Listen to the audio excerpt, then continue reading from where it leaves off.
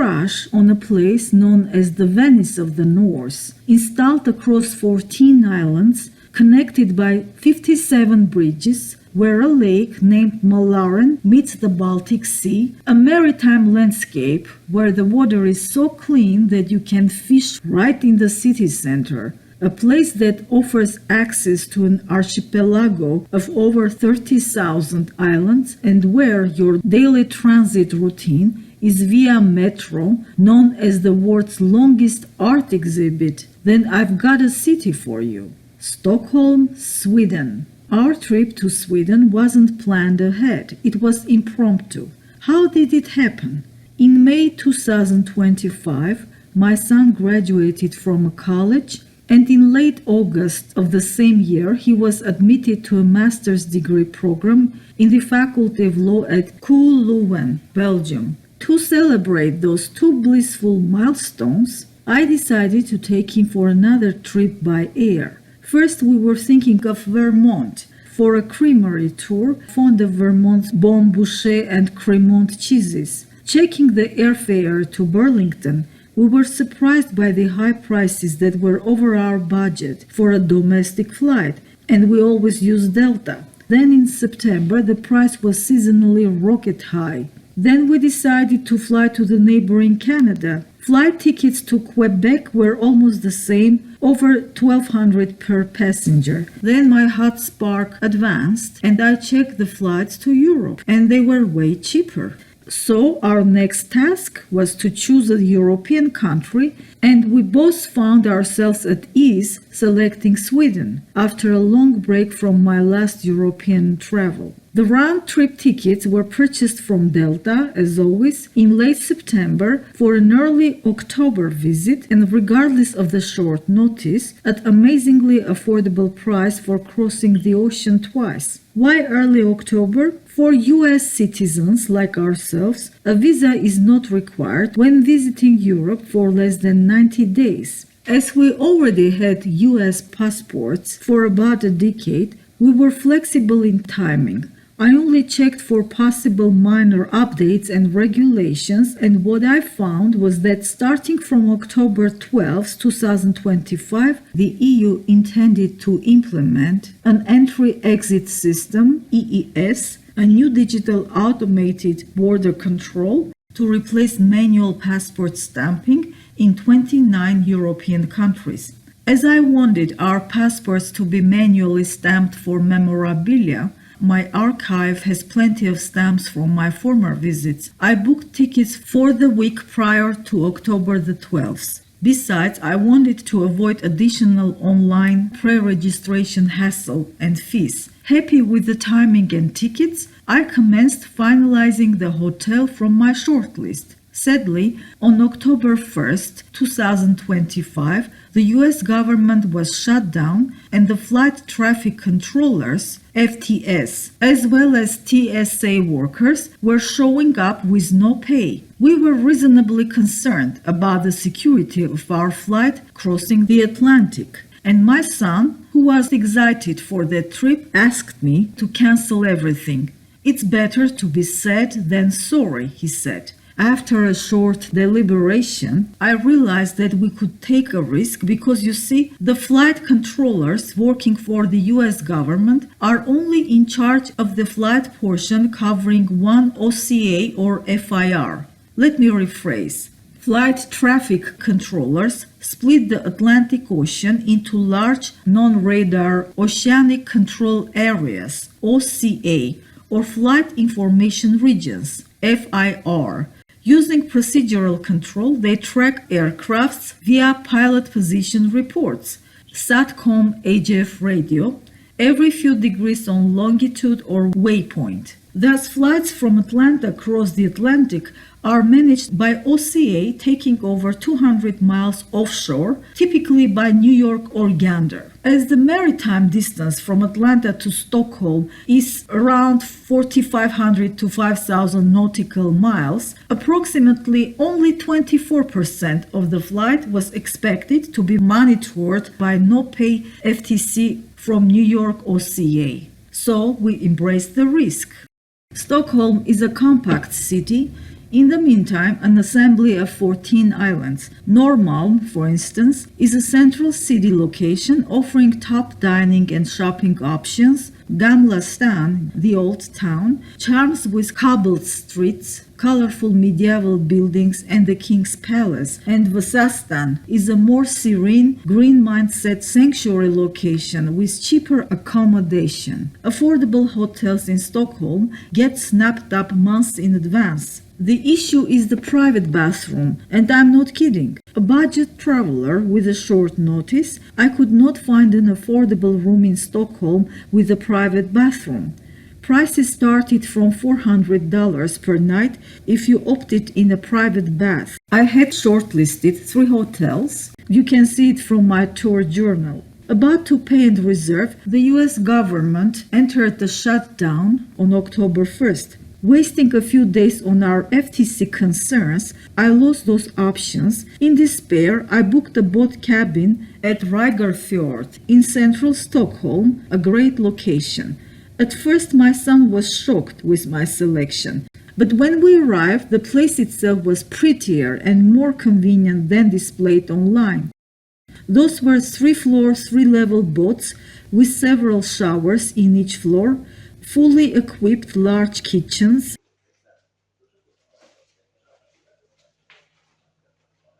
and a breakfast lounge and restaurant in boat number 1.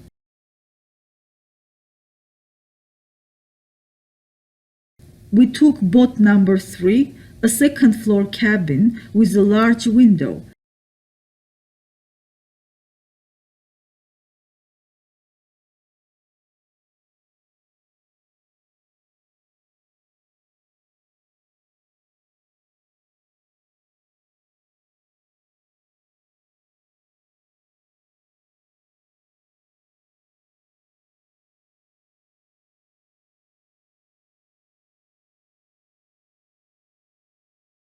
You can see the view of Gamla Stan from our kitchen waterfront window.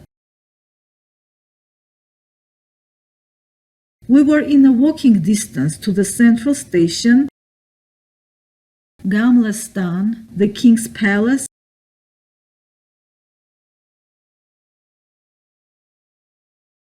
trendy Södermalm district with shops and nightlife, and of course Slussen metro station with easy access to the rest of Stockholm. Once the accommodation was secured, I commenced preparing our trip journal, including the list of must-see sites, their working days and hours, discount options, all sorts of maps and routes, transit options and fees, route durations, in case the mobile hotspot betrayed us. It was a double print, 10-page journal I made in 2 laminated copies for my son and me. It also included the New York City portion as the connector on the return flight. Details will follow. Don't ask the AI about food permitted to carry on and penalties, as the AI may hallucinate, mix and misplace the gathered information. For example, it may present regulations and penalties at London's Heathrow Airport with those of Amsterdam's Schiphol Airport. Visit reliable government websites for the answers. We usually take cold cuts deli, honey, fresh and dried fruits, and chocolate when we travel.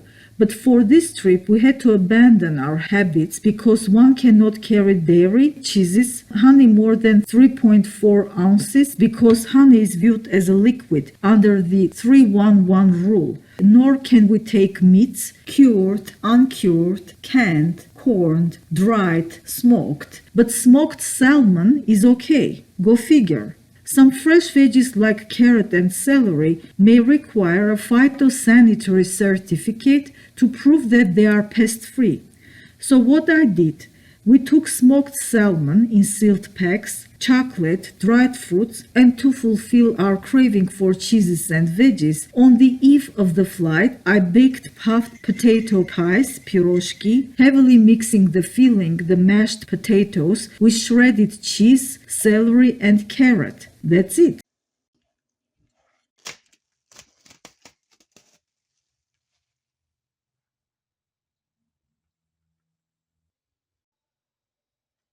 However, Europe could scan those pies and break them for inspection, but we actually ate them all before even reaching Europe. And please note that the sender country, the US in this case, has no restrictions. What matters is the regulations of the destination country. Likewise, when you return to the US from Europe, you cannot bring meat or soft cheeses, and you have to declare everything, even the permitted food you carry, to avoid $300 penalty. Visit the CBP website for clarity.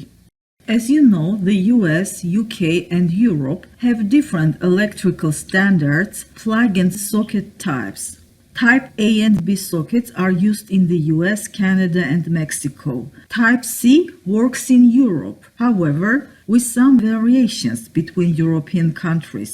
For instance, Type G is used in the UK, Ireland, Malta. Type E is for France, Belgium, Poland, Czechia, Slovakia, while Type J belongs to Switzerland, Liechtenstein, Type K, Denmark, Greenland, Type L, Italy, and Type F almost in every European country except for Russia and Ireland. Sweden adheres to the Type F plug adapter called Schuko from the German Schatzkontakt, meaning protective contact. It has 2 round pins and 2 earth clips on the sides, 230 voltage supply at 50 Hz. So if you want to charge your phone, tablet or laptop during your trip, check with the destination country's power standards, plug and outlet designs, and if you have concerns that the connector city might have different standards than those in your destination country, then I suggest you take 3 things. One is the portable power bank, like this I had, but as they too need to be charged, you also take these clever and convenient traveler multi-outlet adapters and voltage converters if you have more power-consuming devices. For dual voltage electronics, such as smartphones or tablets, you do not need power converters. Adapters of this type is quite enough to fit European outlets.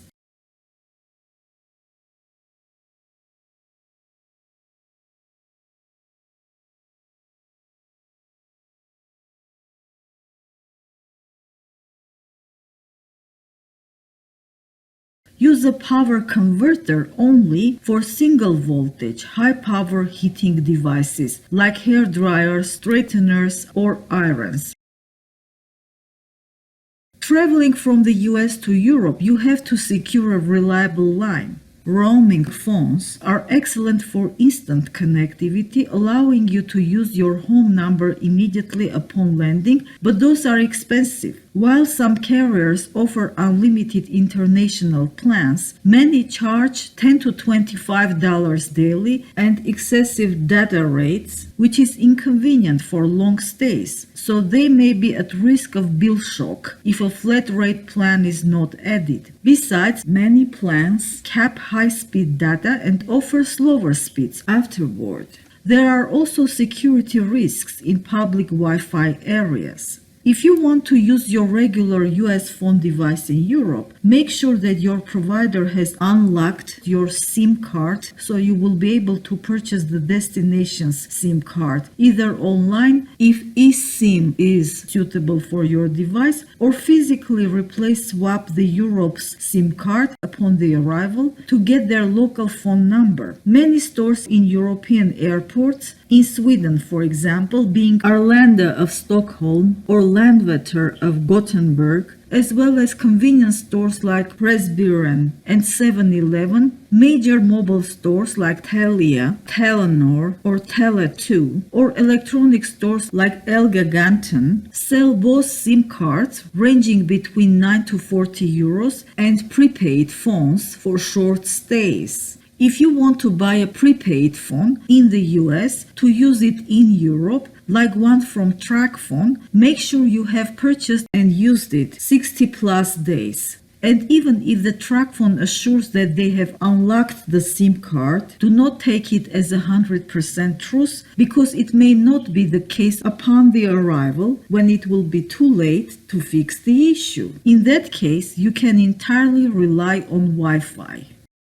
I always purchase affordable traveler insurance from Seven Corners, both for short and long stays. Check their website for the age-sensitive deductibles. Seven Corners also covers flight interruptions and may reimburse for flight delays, cancellations, luggage loss. Deductibles range between $0 and $5,000, and coverage maximums range between $10,000 and $1 million.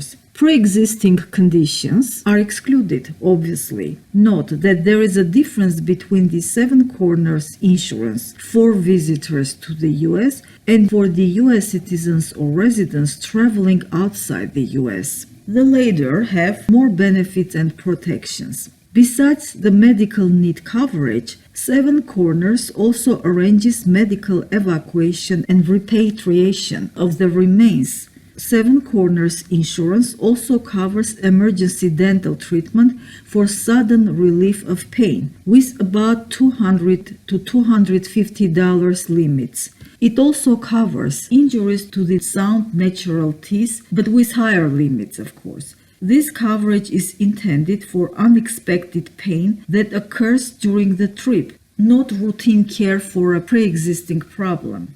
If you are banking online in a foreign country, you may encounter two-step verification problems to log in to your bank account if the passcode is sent to your phone or email address. As mentioned before, if your US phone is not a roaming phone, your US number will no longer receive SMS texts or calls with passcode. And if you have a Gmail account as an alternative, you cannot log in either, as Google too will need to verify you because your IP address has changed. Google will send the SMS codes to your old US phone number, which has changed with new SIM, and you don't know the new European phone number before leaving the US unless your phone is eligible for an eSIM card, electronic SIM card. So I suggest that before taking the trip, you change your Gmail verification method into 8-digit backup codes. Generate and print them, laminate that piece of paper to protect from humidity or stains, and take it with you on the trip. Next, having the bank's mobile app installed in your smartphone prior to the trip is most reliable option to prevent a lockout. Today, some banks in the US no longer have the travel notification option when you would just call and inform them about the dates of your trip. It is highly likely that your bank will block your card if you use it in Europe, and with problems of verification via phone or email, plus Sweden being a no-cash place, you will find yourself in a misery. This can be prevented if you have the banking mobile app installed in your phone, as the bank will track down your location, recognize your transactions, and you don't have to log in or log out. So you know, the ATMs in Europe only work with 4-digit passcodes, as opposed to the American banks allowing to create 4, 5, 6 or more digit passcodes. Change your ATM passcodes into 4-digit format before taking the trip. As a single parent, unemployed, in full isolation, I was relying solely on my findings online, as there was nobody around with a relatable experience and useful advice. For extra insurance, I took some of my golden bracelets with me. In case I had problems with withdrawing cash, I would barter them with an airport taxi driver in the emergencies. Sweden is a EU member, however, it uses a separate currency, Swedish krona, which converts today to around 0.1 USD and 0.9 euro, or 9 SEK to 1 USD. But in the US airports, the rate is around 7 SEK per USD. Don't exchange it in the US. Wait to do so in Sweden for a slightly better exchange rates. Landing in Arlanda, Stockholm, look for a Forex sign for ATM machines in Terminals 2 and 5 and in Sky City. Do not rely on cash. Sweden is a no-cash country, and taxi or bus drivers may not take even SEK in cash. Good news is that you can use your US bank's debit or credit card, typing it right in the bus or anywhere else in Sweden. However, bear in mind that having your bank's mobile app installed in your phone is an imperative. If your bank blocks your card and you don't have a working phone to call to unblock it, or the hour is unfortunate and the bank is closed, especially with 5 or 6 hour time zone difference, with the mobile app it will be easier to unlock your card. After all risk mitigations, you still will face another problem: international transaction fees with each purchase in Sweden. If you use your card from a US bank, those fees typically range each time from 1 to 3% of the total purchase amount. You can buy versatile gift cards in Sweden, but they will not work in every location. The better option is a prepaid card, Visa, MasterCard, or multi-store curated cards like Sverige, which work at the retailers and supermarkets like ICA, Coop, Hemköp. There is a way to avoid foreign transaction fees, but without the win-win scenario, as the guys behind this infrastructure aren't stupid. If you use a credit card from the US, such as Apple Card, Chase Sapphire, Capital One Venture Rewards, or other traveler credit cards, there is no foreign transaction fee with the purchase. Make sure you understand the APR or other conditions packed in the selected card. I could endlessly give you trip preparation tips, but have a time limit per video. Now about our eastbound flight. It was around 6 p.m. departure. We printed the tickets at home and arrived at the airport around 3 p.m. The entire flight from Atlanta's Hartsfield-Jackson to Stockholm's Arlanda was uneventful with no delays. The entire flight duration was 13 hours, of which 8 hours from Atlanta to the connector city, Amsterdam, operated by the Royal Dutch KLM. Amsterdam was the port of entry to Europe, where our US passports were stamped. You see my son at Amsterdam's Schiphol airport? Frankly, I didn't like Schiphol. It seemed underfunded. Here, we waited less than 3 hours for the next flight, Amsterdam-Stockholm, that lasted 2 hours sharp as scheduled. Flying over the North Atlantic was a bit challenging due to the air bumps. You see, I have been flying from Europe to the United States back and forth so many times, with the connector cities being Paris, Vienna, Zurich, Moscow. During this flight, we were tracing our Boeing passing tangent to Greenland. It was quite a thrill when, during the air bumps, we were watching the freezing North Atlantic Ocean from the window. I started watching Martin Scorsese's old movies, such as Casino, Hugo, to put myself to sleep. I knew those movies by heart, so rewatching them would put me to sleep. Those who are crafters and plan to knit or crochet to kill time during an international flight, my advice is to refrain from taking traditional knitting needles. Yes, on most flights, knitting needles are allowed in carry-on and checked bags, but the final decision always rests with individual security officers, and the rules vary between the countries. Crochet hooks are fine, but if knitting is your passion, then take those wooden needles, as I did, that are available in Dollar Tree stores and which will not cause problems at the TSA checks. Fast forward, we reached Stockholm with no delays around 1 p.m. their time. Now, there are several affordable methods of transit from Arlanda Airport to the city center or the suburbs. The most popular is the Arlanda Express that takes you from the airport to the city center in about 18 minutes. Here are the age-sensitive ticket prices. One-way or round express.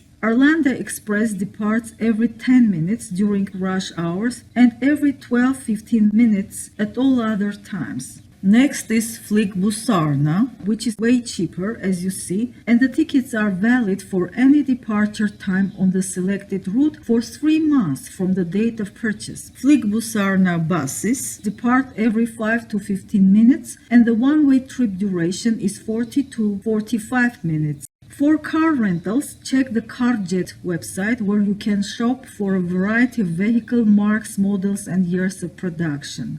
Next is taxi.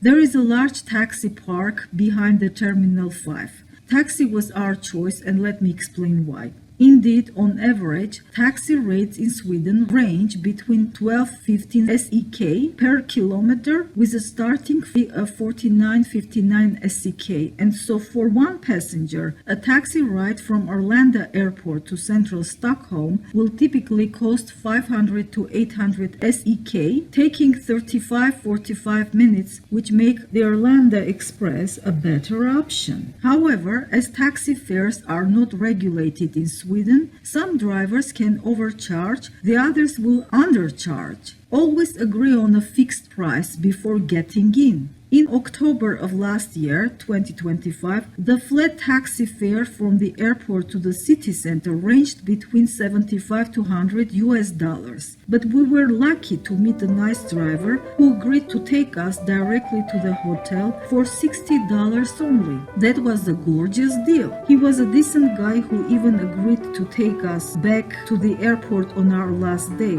right from the hotel door to door for the same fixed price. And he kept his promise even when we had to leave the hotel in early morning, 6:20 a.m. Would we take Arlanda Express for 2 people, we had to pay 500 SEK one way or $54 one way. Then figure it out how to commute from T-Centralen metro to the closest Slussen station and walk another 10 minutes to our hotel with luggage. Or take a taxi from T-Centralen to our hotel, which usually costs $30 to $40. I know this because we used taxi on a rainy day from T-Centralen to our hotel and we were charged $40. So not only the taxi was a door-to-door convenience ride, but also way cheaper. Day 1. The hotel Rygerfjord was clean, convenient, even better than displayed described on the internet. We had a second floor cabin with a large window, 2 bunk beds, in boat number 3. There was a large shared kitchen on our floor overlooking the Lake Mälaren and Gamla stan. Heating, AC vent, Wi-Fi services were perfect. And look at the price. We booked the cabin for $51 per night with a short notice, but today the price is $41 per night. Boat number 1 had a nice restaurant buffet open daily from 7 a.m. to 10 a.m. on weekdays and 7 a.m. to 10:30 a.m. on weekends. With a flat fee of 130 SEK or $14 per adult and 100 SEK or $11 per child, you can have a quite flattering Swedish breakfast with charcuterie cuts, fresh garden salads and fruits. I especially adore the Swedish cracker bread or crisp bread. My parents would buy those imports for me, so this is about a childhood memory. I so much love the Swedish Knäckebröd, Frånack, Hetväg, and the stone oven Scandinavia that I'm ready to cross the Atlantic just to try them in their homeland. We had a couple of sites to visit on day 1, but we had to rearrange our schedule because while I was unpacking, my son took a nap after the tiring long flights and woke up late around 6:40 p.m. Stockholm time when museums were closed. And also, we were late from the last boarding of the pizza boat cruise, so we had a quick tea time, then took a stroll down Södermala Strand, enjoying the lake view.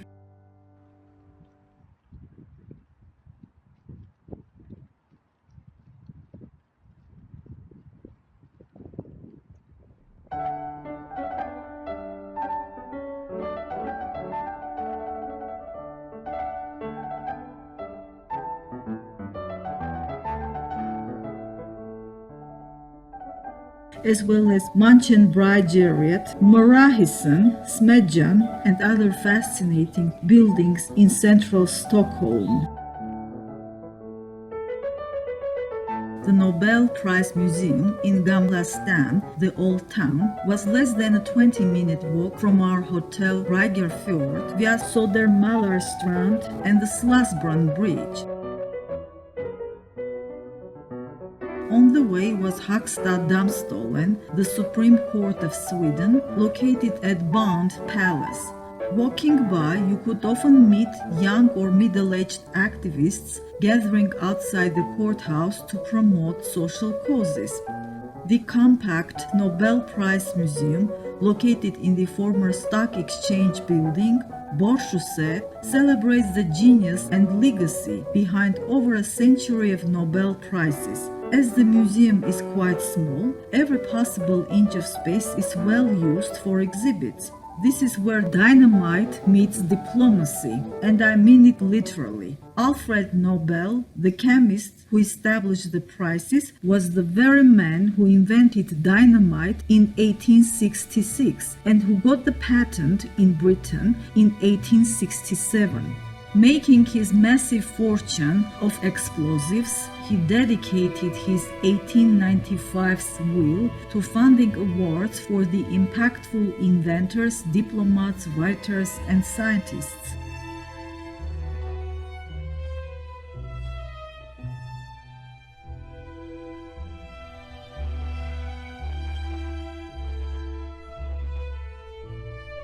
We bought the tickets on site with a discount. The entrance was through optical turnstiles or access control automated gates. The museum showcased the minds and discoveries of laureates through permanent displays, personal artifacts, interactive exhibits, laureate sailing, and a junior-friendly bubble chamber. Guided tours in English were available at no additional cost. There was a nice gift shop and a cozy coffee shop where we spent time trying impeccable Swedish desserts. Later on, we took a relaxing stroll over the cobblestones of the colorful old town, visiting 3 antique stores in Gamla Stan.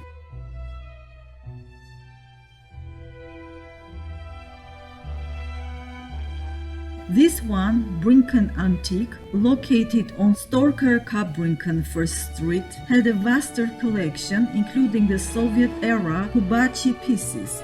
Kubachi silver was mastered around 1956-58 in Makhachkala, Dagestan. It is an 875 purity standard silver, distinct with inlaid black enamel called nielo, blackened silver. In my view, the Russian influence on the Swedish mini-markets can be explained by geography. Sweden shares the Baltic Sea with Russia and 3 other former Soviet republics, the Baltic states. Besides, Finland, another maritime neighbor, once belonged to the Imperial Russia as an autonomous Grand Duchy from 1809 to 1917. We were successful in selling a few personal Kubachi pieces and British silver from Chester and Sheffield offices. As for the Swedish silver, it has 3 finest standards, 830, 835 and 925, which is sterling, with 830 being the most traditional and common. The Swedish crown standardization of silver purity began in 1752. The national control mark was introduced in 1754, and the alphanumerical date marking system started in 1759 and continues to the present day.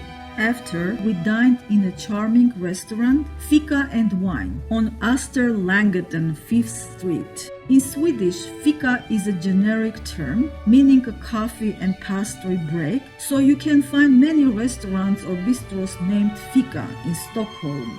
Fika and Wine is profiled by serving traditional Swedish reindeer dishes, smoked herring, shrimp salads, well-seasoned meatballs, exquisite sweets like Swedish semla, princess cake, raspberry, cinnamon buns, and of course a stellar collection of mulled wines. Fika is a slightly darkened atmosphere with candlelights, bookshelves, and chambry separé.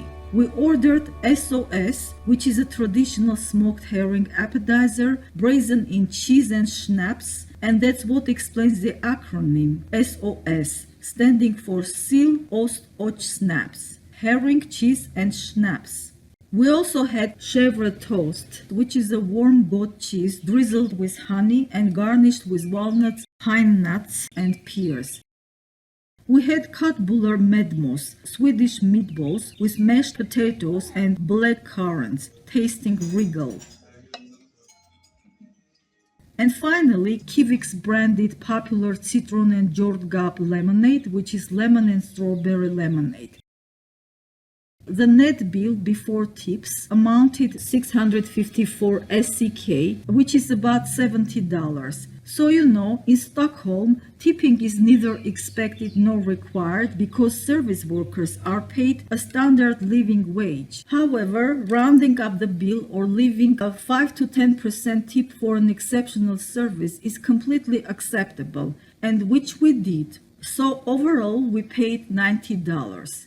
On the way to exit, we shopped in the restaurant's dessert store in the parlor to try the sublime Swedish cakes and pastries during our tea time on our boat deck. We took Knäckebröd, semla, princess cake, paying just $21 for altogether. As the weather was perfect and the evening sky clean, instead of taking Slussen Bridge to Södermalmstrand to our boat, we exited Gamla Stan towards Norrmalm. On Stromgatan, we found this nice cafe almost closing and ordered tea to enjoy our desserts outside overlooking Norrstrom.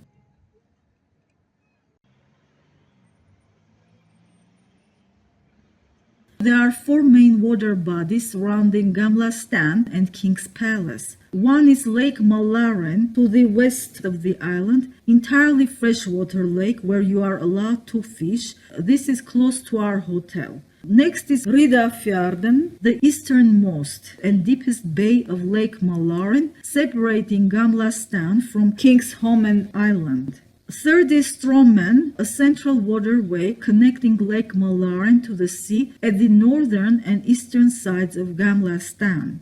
And finally Saltsjön, the specific inlet of the Baltic Sea that laps against the eastern shores of the old town, near the King's Palace.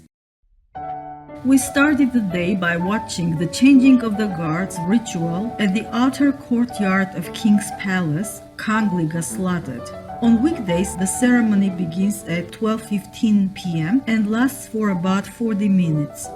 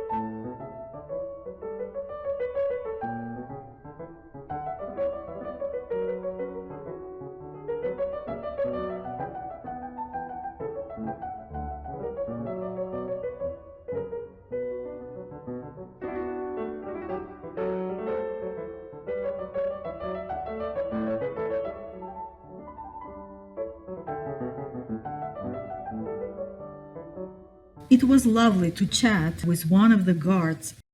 As these subjects do, I too have a huge sympathy and respect for the Swedish King Carl Gustaf XVI. He is an adorable, unpretentious, decent and low-key gentleman. His personality reminds me of my dad, Roland.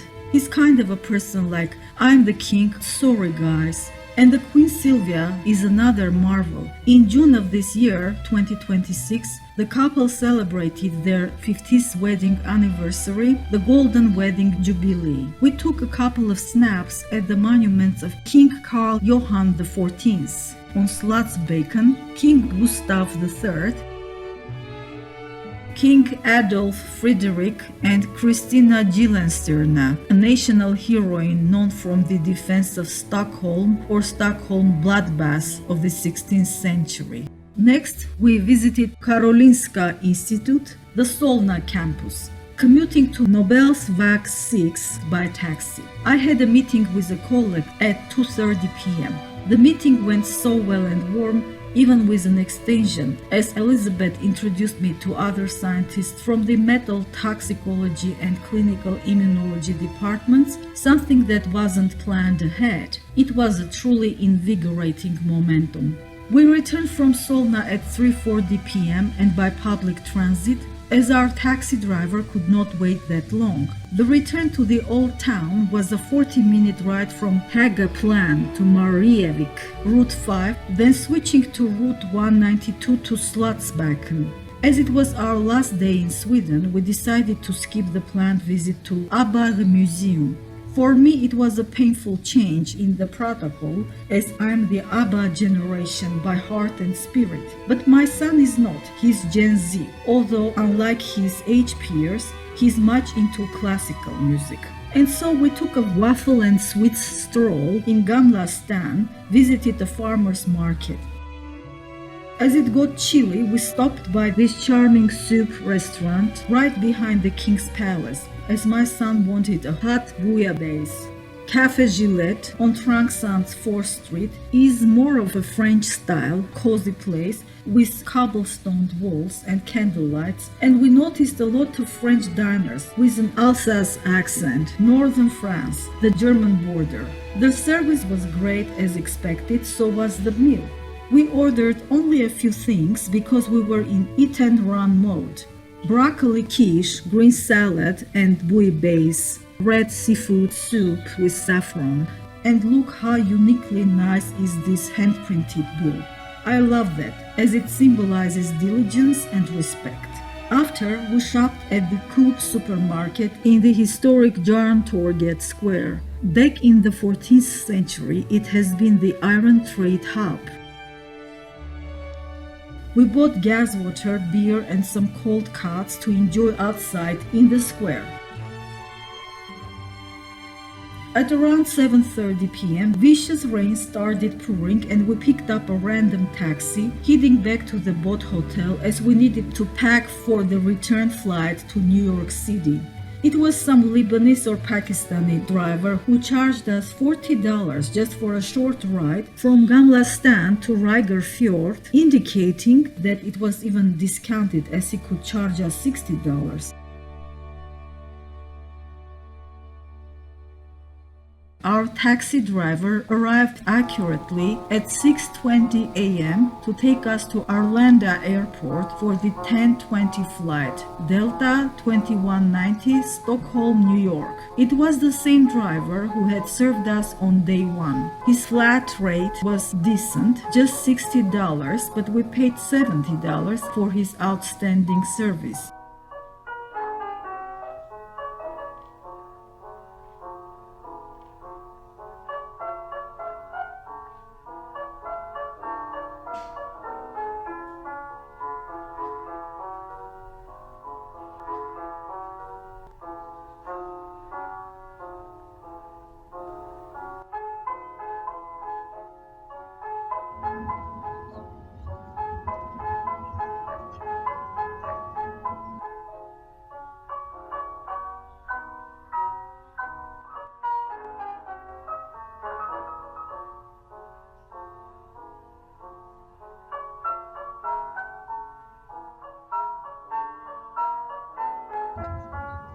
As the port of entry was New York, I purchased 2 jars of Swedish honey in duty-free store. The larger jar wasn't allowed to carry, even when Sweden was the sending country.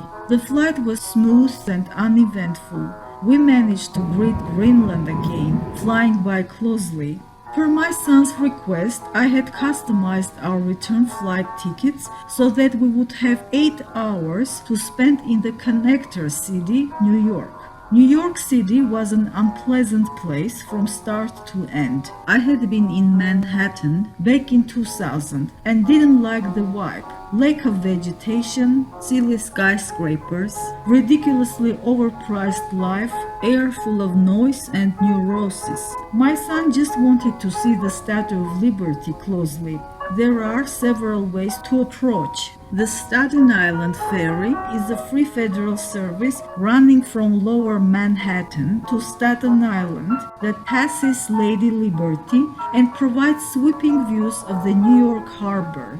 As the US government was closed in October 2025, I had to check in advance whether the ferry was working. It was working properly. However, we still found it risky to spend our limited time on a ferry ride. As you see on page 4 of my 10-page travel journal that I wrote before the trip, there are 2 ways to Lady Liberty. One is through Harvard Beach Station to the subway line A to view the Statue of Liberty from Battery Park, Manhattan, and the other is through Jamaica Station Air Train for subway line E to view the statue from Brooklyn Bridge. From JFK Airport, we took an air train to Jamaica Station, Queens, and ended up in Brooklyn. The New York City subway was under-bankrolled, ugly and dirty. The Brooklyn Bridge was overcrowded and seemingly underfunded. The pedestrian wood panels were quirky, some were unstable, while you see the ocean underneath.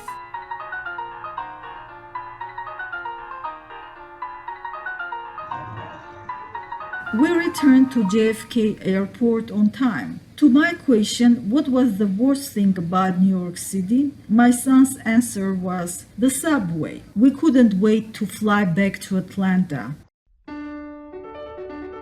The king and the people, of course. You will not find a Swede or a Scanian smiling at your face without a reason, but when the Scanians find you harmless, funny, or intelligent, they are very generous with their time when you ask for guidance or direction. They love their country and they deserve their balanced lives and perpetual happiness stemmed from the concept of lagom, just the right amount.